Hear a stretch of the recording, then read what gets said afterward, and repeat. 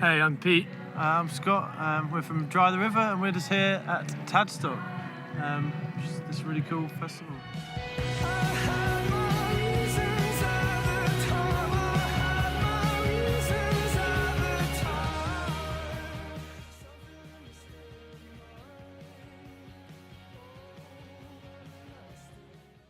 A lot of people in music, especially in London and in Manchester, are probably from, fairly comfortable backgrounds, in as much as like to start a band and to like the initial outlay of expense and stuff is pretty significant, and generally it tends to be people who've in some way been able to kind of maintain that expensive hobby and get into it. Yeah. So in some senses, like, it can be quite closed off to people. Very elitist almost, the whole music industry.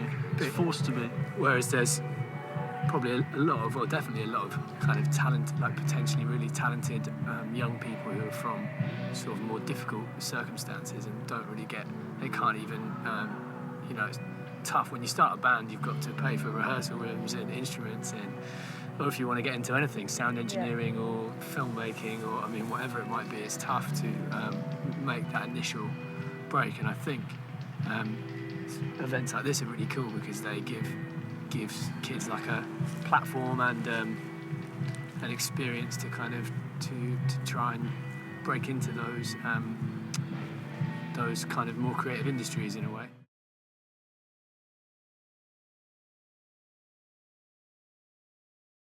It's great. I mean, we just kind of got into the whole festival thing and just went kind of crazy with it and did as many as we could, but we've done such a variety of different ones. And there's something, having played kind of some bigger festivals, we were lucky enough to get asked to play these like the Reading and Leeds and Glastonbury's and things like that, but something really special about doing something a little bit different. Those festivals have such a huge like environmental impact and stuff like that, and I don't know, there's sort of kind of whole corporate vibe to them.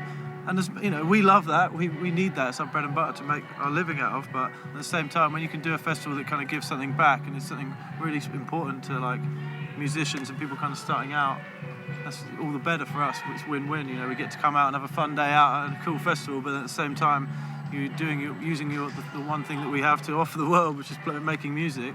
We're using that for something that's actually valued and good.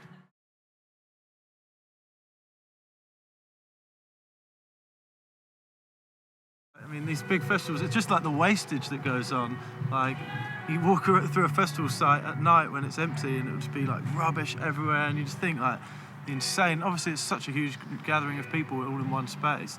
It's going to just be a massive environmental impact on that place. So anything that you could do to reduce that, to stop it like destroying these beautiful places that you want to come and have festivals in. And obviously, solar powered thing kind of that has hand in hand with it, really. Like, can't even imagine how much power that's being used to like run main stages at festivals and stuff, and to have any of that being supplied through these kind of better means of power generation, then it's obviously a great thing.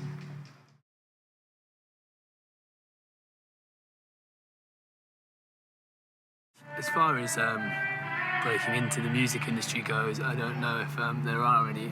There's no shortcuts. I don't know if there are any pearls of wisdom to be had other than to say, get involved because you love it. Do music because it really gives you something. And if you make a career out of it by some complete accident, like we have, then that's like an added bonus, and it's something that.